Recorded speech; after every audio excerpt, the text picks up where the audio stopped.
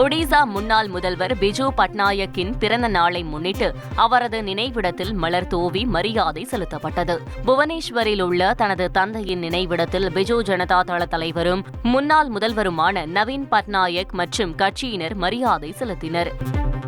தான் படிக்கும் பள்ளியின் புதிய கட்டிடத்திற்கு தானே அடிக்கல் நாட்டியது மிகுந்த மகிழ்ச்சி அளிப்பதாக அரசு பள்ளி மாணவி நெகிழ்ச்சியுடன் தெரிவித்துள்ளார்.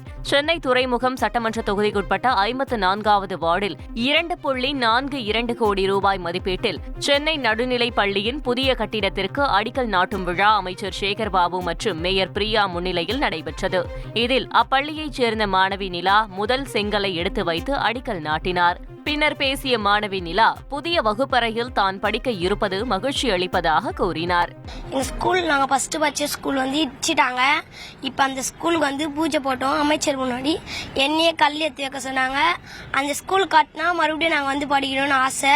எங்களுக்கு ரொம்ப பெருமையா இருந்துச்சு. ஓகே, புது கட்டிடத்துல படிக்கிறது எப்படி, எந்த அளவுக்கு சந்தோஷமா இருக்கும்? நிறைய சந்தோஷமா இருக்கும்.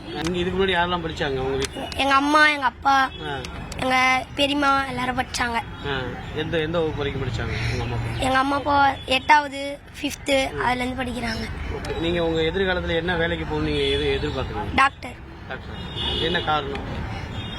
நான் படிச்சு நல்லா டாக்டர் ஆகி முடியாதவங்களுக்கெல்லாம் இலவசமா மருத்துவம் பார்க்கணும்னு ஆசை.